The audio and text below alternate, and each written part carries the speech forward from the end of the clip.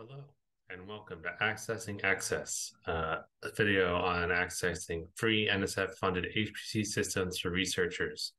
My name is Michael Rothberg. I am a member of the YCRC here at Yale, and we have put this video together to provide information about other national HPC resources for researchers. This video will consist of a quick explanation of what the Access program is, along with what benefits Access can provide to Yale researchers. I'll go over each tier for allocations you can apply for, along with tips for successful proposals. I will go over other steps involved for access allocations, including progress reports. And then finally, I will include what role YCRC can perform while working on these access HPC systems, and end with a summary of everything I covered today. So first, what is Access? Access is an NSF-funded program that was designed to have large computing centers built across the nation to provide access to high-performance computing for researchers across the nation. Access to these resources is managed via the Access program, which was previously known as XSEED. As I said, this program is available to anyone doing research, even some commercial users and international collaborators. There is no NSF affiliation or funding required to access these systems, and students can even get their own allocations as necessary. Access also provides a number of training resources, such as websites and a program for contracting for additional research support. So what are the specific cost, eligibility, and skill requirements? Well, first, as I said, access resources and services are free. They come at no cost to the researcher. Additionally, as long as you are a U.S. researcher, educator, student, or international collaborator with a U.S. researcher, then you can have access to these resources.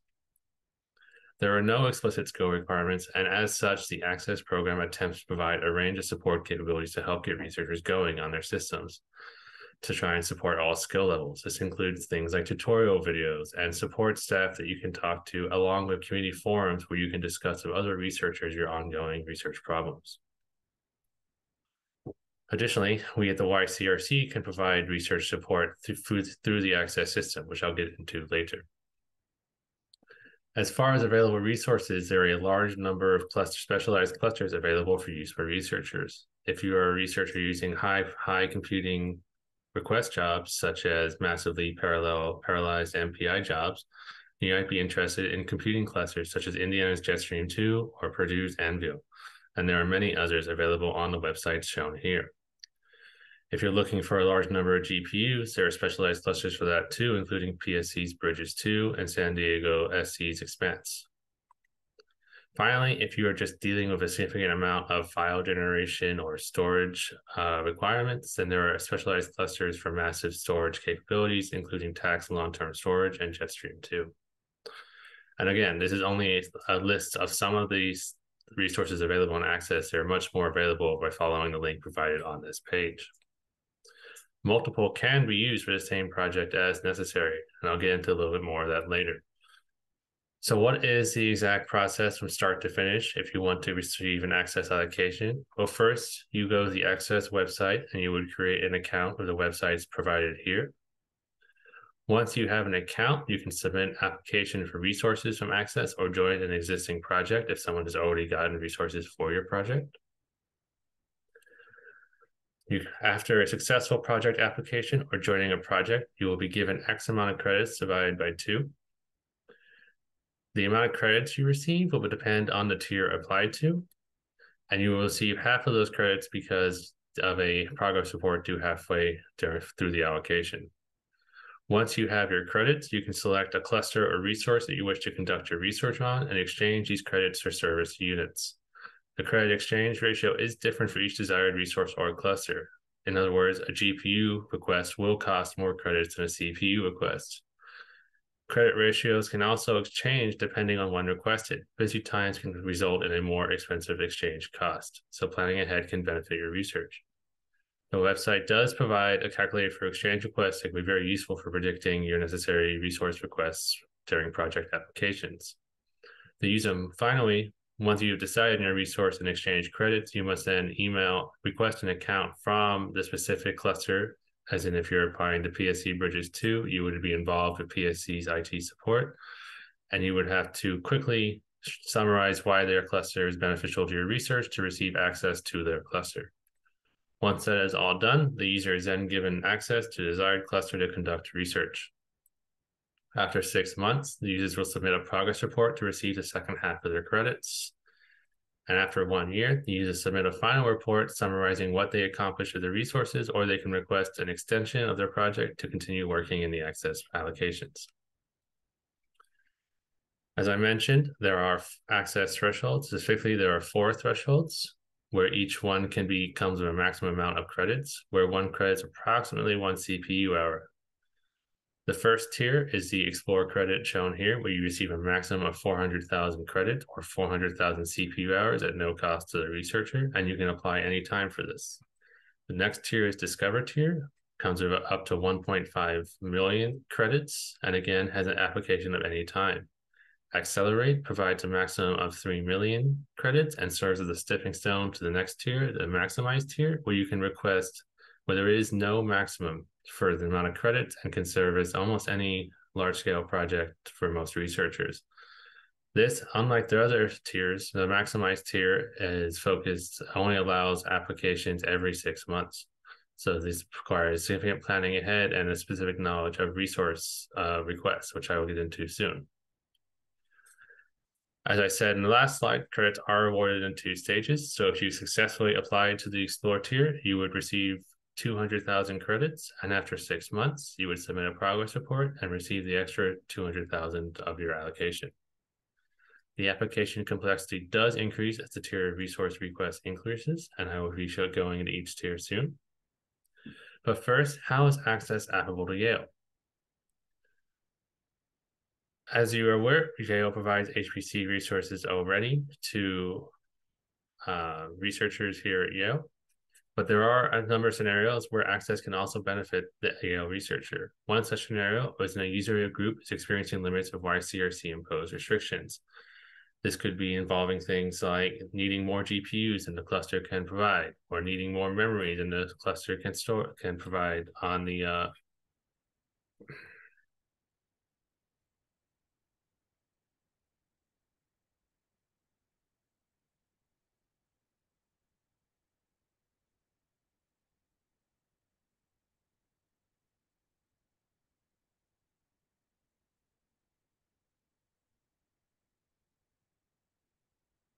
application complexity increases as tier resource request increases. And I'll get into soon how we can fill out those applications. But first, how can Access benefit the Yale researcher? Well, as I'm hopeful that you are aware, Yale does provide HPC resources already to Yale researchers. However, there are scenarios where Access's resources can benefit a Yale researcher where YCRC's HPC systems cannot. One such scenario is when a user or group is experiencing limits with YCRC imposed restrictions, whether or not this is a limit on the number of GPUs that can be requested or the size of the memory requests that can be stored on the cluster. Additionally, maybe a user group's project scaling has increased to a level that Yale's local clusters cannot support, maybe you need a massively parallelized job that won't run on the node limits that we have on our clusters to ensure that everyone in Yale has free access, at which point Access may be the best situation for your massively scaled project. Access provides resources to larger computing systems with more flexible use restrictions for massively parallel computations. This means that you would be able to request those massively parallelized jobs or request a significant number of GPUs that we can't allow here at Yale itself. This is why such things as the GPU-focused HPC systems exist in Access that provide additional, massively more GPUs than here at Yale. Finally, there are also specialized storage locations with Access that can provide flexible management of massively large storage growth, thinking tens to hundreds of terabytes as necessary as its data generation. In summary, the Yale HPC system can generally provide the same research capabilities. In summary, Yale HPC systems can generally provide the same research capabilities as the Explore and Discover tiers in Access. As such, they are not as relevant to the presentation today. Although these tiers can be useful for specific work that has specialized resource requests, such as large storage greater than 4 terabyte nodes, or specialized computing structures, such as requests that need more than 4 GPUs. However, researchers may experience Yale HPC system limitations at resource request tiers that would do well in the Accelerate and Maximize tier of research. The rest of this presentation will show all the tiers and application process, but will mainly focus on the Accelerate and Maximize tier and how to write proposals for those requests. So first, the Explore request is the initial tier that I provided. Its purpose is mostly for resource evaluation, grad student projects, small classes, training events, benchmarking, code development, and other small-scale issues. An application here after acceptance would last 12 months, where the application requirements are actually very simple. You will need a short paragraph overview of your research questions, integration of access resources, i.e. what CPUs you will use, whether or not you need a GPU, and so on. You would then have to provide eligibility confirmation, which will just show that you are a student or a researcher at the Yale University, at any university. The CV of student and or your PI if they're providing a supporting role. A letter of corroboration from the PI if the grad student has submitted the request for their own allocation. And finally, the title and field of science will be studied. Once the application is submitted, you should receive an answer between 48 to 72 hours, and you should receive your allocation in that same time frame. The website on the bottom of this slide provides more information on how to apply to the Explore tier. The Discover resource request provides a maximum of 1.5 million credits. Its purpose is to provide support for grants or host large classes or training events. A number of NSF graduate fellowships work in the Discover tier, and they also serve as for scaled benchmarking for the Accelerate and Maximize tier, along with gateway development. This tier also provides 12 months of access to the credits, where the application is a little bit longer, but still relatively short.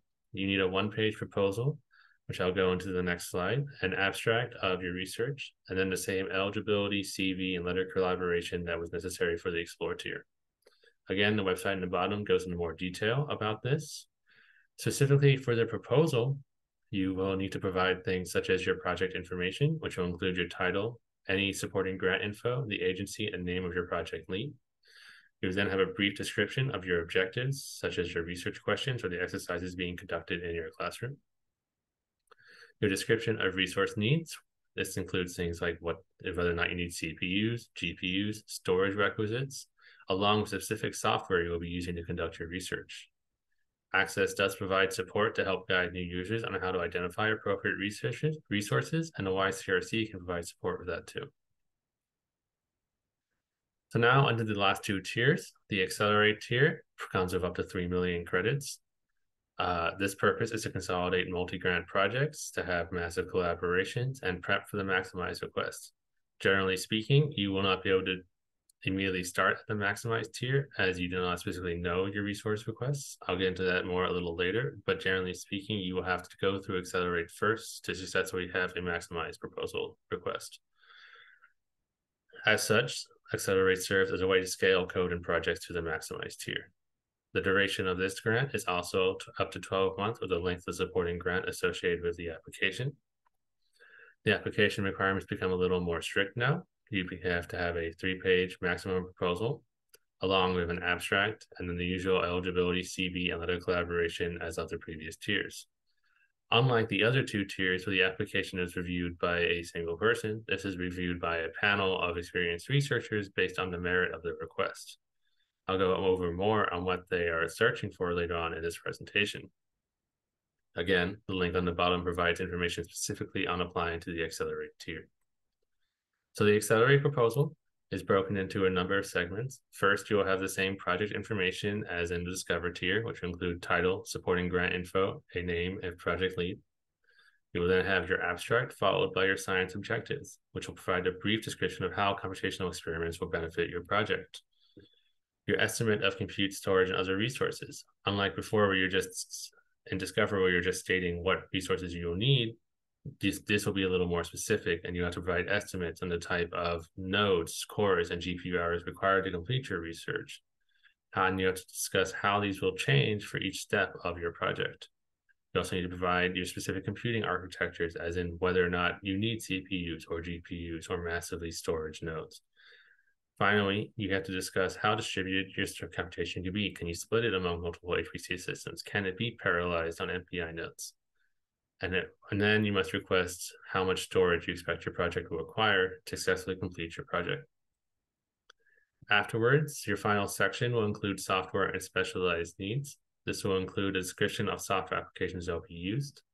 If you are using a software that's been developed by your group, you'll need to provide a brief summary of the efficiency of that program on HPC resources. This will be in the theme of what the merit panel is looking for, and I'll get into more later. Along with this section, you might provide information on specialized needs, such as especially long duration jobs or nodes or job requests that require large memory nodes, or you have time constraints and so on. The final section will include your team's summary and team preparedness, which will include things such as the qualifications of your team members and their experiences of proposed experiments. Finally, we have reached the maximized resource request, which will allow you to request credits over 3 million with no maximum limit. The purpose of this is to serve researchers who have projects that require more resources than the 3 million credits can provide. And again, there is no upper limit. The duration of this project is also 12 months with options to extend or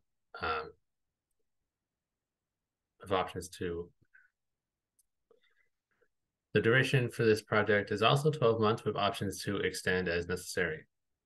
Just like the Accelerate proposal, the application is viewed by merit by panel, but unlike Accelerate where you can apply anytime, this has specific application windows that are open every 6 months.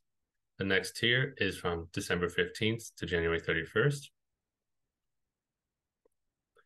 As far as the application requirements, these are most in-depth requirements for the tiers. You will need a 10-page proposal of maximum length, along with an abstract and the usual eligibility CV and letter of collaboration from a PI for a grad student's request.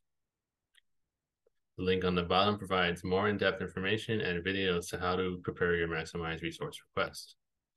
So the maximized proposal has a number of sections in it. First, you'll have your research objectives. You only need to provide enough details to support the proposed computational plan. That's because the panel is focused more on the merit of the research and the efficiency of the research and not the novelty of the research. The next section will be your computational methods. This will include things such as your computing methods, as in the applications and the components used, to see whether or not you'll be using CPUs, GPUs, and the methods and algorithms deployed. This will also include your storage needs, as in the type of data to be stored, organization, format, or how it'll be collected, and the amount and expected growth of the stored data for the duration of the project. The third section is one of the most important sections for your maximized proposal. This is focused on the application efficiencies. In this section, you'll have to justify why you need the resources you're requesting and how those resources will perform on the scale of efficiency, as in whether or not you will be effectively using the resources you have requested on your project. Additionally, you have to provide additional knowledge on your storage requests, as in how effective are your storage algorithms, how efficient are you generating your data, and how efficient is that data being stored, along with an estimate of expected costs of scaling to the larger data sets that will exist in this new tier of research. The fourth section is also a significant portion of your proposal. This will include your computational research plan, which will provide explicit descriptions of your problem cases that will be examined. I provide here a bad and good example, where a bad example is a vague description of the materials that will be studied and the conditions those will be studied under. A good description, as shown here, will list a specific number of materials that are being studied, including their relative importance. You will then describe how each material will require X number of analyses with an X number of parameters, creating a total number of X runs and what that impact will be. The fifth section will be a justification of your service units and storage. Unlike the other tiers where you could describe your resource request in credits, in this case, you need to have specific knowledge of how many service units you need from the specific resource you anticipate your research to be on.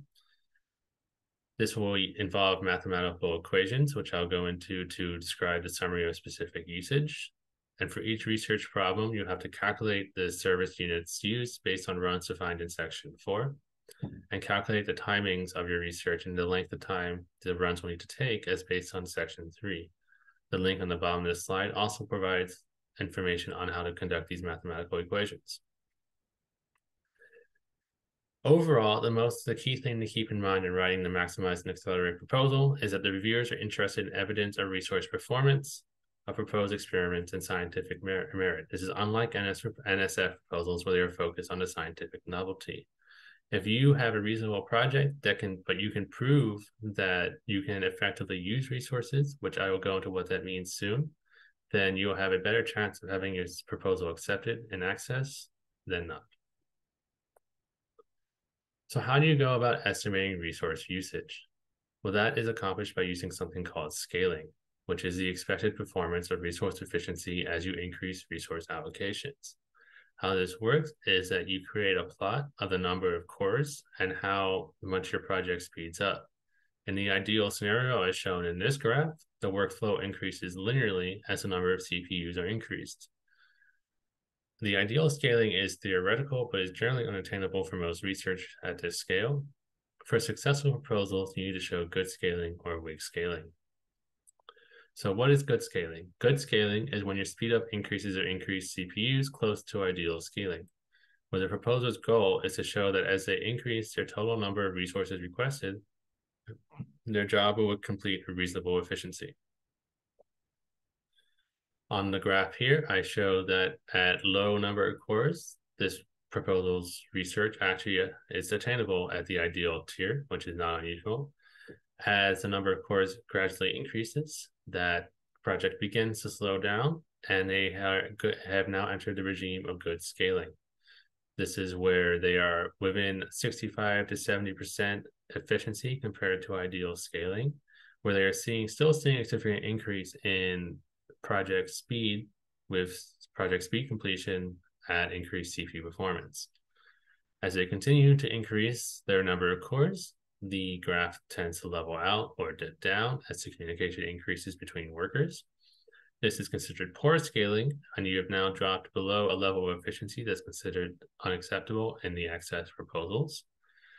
To request a project that is existing in the poor scaling regime will cause an automatic rejection of your proposal because the panel is more focused on proving that you are effectively using the resources so that because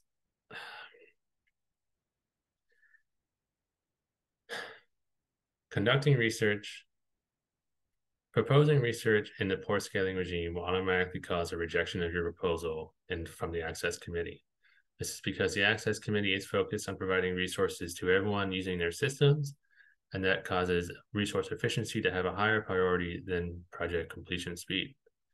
So as long as you're existing in a good scaling regime and you can justify the resource efficiency, then you will be fine. But to try and push your project's completion time and enter the poor scaling regime will have negative effects on your proposal success. So weak scaling, despite its name, is still a good thing. Weak scaling, instead of looking at resource speedup, looks at CPU efficiency as the workload increases or increasing CPUs. Ideally, as the scale of the project increases and you increase your number of CPUs, the amount of work on each CPU stays the same. As in, if you had 10 CPUs running on a 10 gigabyte project, that each CPU would be responsible for 1 gigabyte of data generation. In the ideal situation, if you moved your project to 100 gigabytes of data with 100 CPUs, each CPU would still have just 1 gigabyte of data for its own responsibility. On the graph on my left, I show ideal scaling, where that efficiency does not change as the number of cores increases. However, that is not as likely. And what more so happens is that you will have good weak scaling, where you are a little less efficient than the ideal scaling in a similar range as described in good scaling in the previous slide. At some point, the number of that efficiency will fall off and you enter poor scaling. Just as before, the proposer's goal is to show that they can scale their project up and there will still be efficient use of their allocated resources. And again, entering into the poor scaling regime will cause an automatic rejection of your proposal. So I also have some additional proposal tips that you can use for when you're writing proposals for the Accelerate and Maximize tier. Again, I'll reiterate, the review panel's focus is on the efficiency and clarity of the proposed use of your computational resources and not the novelty of the research. So keeping in mind what the review panel is looking for in the proposals, let's go over what a good proposal can contain versus a bad proposal. A good proposal will have things such as a clear graphs highlighting the efficiency of your scale of requests. This will include information on the good or weak scaling resource requests and will exist on a linear scale. You will have a description of all your workflows and expected resources as outlined in sections 3 and 4 of that proposal, including the specific steps you'll be taking and how each resource will be divided for each step. Your body of your proposal will be mainly focused on resource usage statistics rather than scientific jargon. If you keep up to this standard that the panel expects, you have a better chance of your proposal being approved. However, poor proposals can have vague graphs that highlight the efficiency of scalar resources. They may include graphs that are trying to use resources in the poor scaling regime. This will automatically result in proposal rejection in most cases. Additionally, you may try to provide your scaling graphs on a logarithmic scale rather than linear.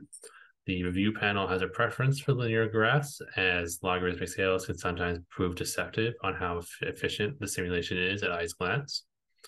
It is generally recommended by the panel to use linear graphs for those types of graphs and to avoid the logarithmic scale when discussing the resource scaling. Additionally, if you have a vague description of your workflows or resource usage, you'll have difficulty succeeding in your maximized tier requests. And if your buy proposal sounds more like an NSF proposal than a resource efficiency proposal that XS wants, then you also have difficulties with success of your proposal. All of these could result in a rejection of your request. And then you'll have to wait another 6 months for a maximized tier request. The other tip I have for these proposals is to consider the cost of GPUs and CPUs. On this slide, I have a comparison of GPUs and CPUs, where GPUs, first of all, when you consider the architecture, are not easily split for multiple workflows at this time. Meanwhile, if you consider CPUs exist on a node, where each node is easily split into however many CPUs you need for your specific workflow. The result of this is that if you need one GPU, you end up requesting 3 cards in a host. Whereas if you need a specific number of CPUs, you can just request that specific number of CPUs. The effect that has on the credit usage is that if you need one GPU, you end up effectively paying for the whole GPU, which is approximately 4 credits. Whereas if you just need that one CPU, you can then just request the one CPU and exchange it for 1 credit. This means that the GPU to CPU ratio is 4:1. When the resource merit panel is considering the efficiency of your request, they will factor in whether or not you have a reasonable request of GPUs or CPUs. Generally speaking, merit panel reviewers will require that GPUs have at least a 4 times increase in the speed of the completion of your project compared to a similar CPU request, due to the extra cost of the GPUs. This is first to show that you have knowledge of how efficient your system is and why a CPU would be better, providing confidence in the panel that you know what you're doing and how your research will perform on their resources. Additionally, this ensures that GPUs are reserved for people who will benefit the most from GPUs. What this means is that if you have a basic number crunching proposal or some type of number analysis proposal, you could try and request GPUs, but on average, a GPU will only increase your project's performance speed by 1.33 times. Generally speaking, this is not nearly enough to justify requesting a GPU over a CPU, and any type of proposal requests a GPU in this case will probably be rejected. However, if you are doing things like machine learning, where GPUs are far superior, you can easily gain speed increases of over 4 times, and you should more then definitely request GPUs for those project proposals. In these scenarios, the GPU request will not be marked by the review panel, and that proposal could potentially be successful. So finally, you have completed your proposal has been accepted, and you have been chugging along on the cluster for 6 months, completing your project. Now you've hit the 6-month mark, the halfway mark, and you have to submit a progress report to receive the second half of your allotted credits and to have continued access to the Access resources. The maximum length of this progress report is 3 pages, and it will contain content including what work was accomplished on Access resources, how the Access resources were used to complete that work, what the next phase of your project will be with the remaining credits, any ongoing publications, and any deviations from the expected workflow if you're in the maximized tier, as that tier is expected to be almost in permanent ink as far as your project plan. Finally, if applicable, you will have to explain why your resource allocations were underused despite your request for that tier. If you fail to discuss resource allocations or complete your progress report, you can have your access to the systems revoked and your credits removed, stopping your project in the tracks. So all in all, that is the general process for Access. But what can YCRC do for Yale researchers on Access systems? So Access is part of a program called Campus Champions that YCRC is also part of. This allows the YCRC staff to access and use Access allocations for community development and support. The only caveat here is that unlike on our Yale systems where we are admins and have the ability to control resource usage and install programs and so on, we don't necessarily have that ability on Access resources where we won't be admins. This can limit the overall scale of impact that the YCRC can provide in their research. Therefore, it is a fine consideration between using Access resources and continuing to use Yale HPC resources. However, YCRC research support can provide Access support via helping with grant writing, identifying areas where you can do scaling up tests for code performance and storage for your proposals. We can help you identify unique resource requests or point you to Access when you're using a unique project that may benefit more from the larger resources available in the Access system. We can potentially help install programs locally inside your Access profiles, and we can also provide just general computing support and troubleshooting as necessary. But again, we are not as familiar with the systems in the Access program as we are of our own systems. So that support will not be as efficient or fast, most likely, compared to the support provided on Yale's HPC systems. So in summary, our Yale HPC resources come free to all Yale researchers in no application process. However, Access provides opportunity for researchers to reach project scales not attainable on Yale clusters or access to larger amounts of specialized resources at a cost of limited support from the YCRC staff. Access allocations come in set tiers to maximum allotments. Each tier increases in the complexity of allotment approval. And finally, Accelerate and Maximize currently provide the most opportunity for Yale researchers seeking to scale ongoing work, as that scale of research is difficult to attain on the Yale clusters.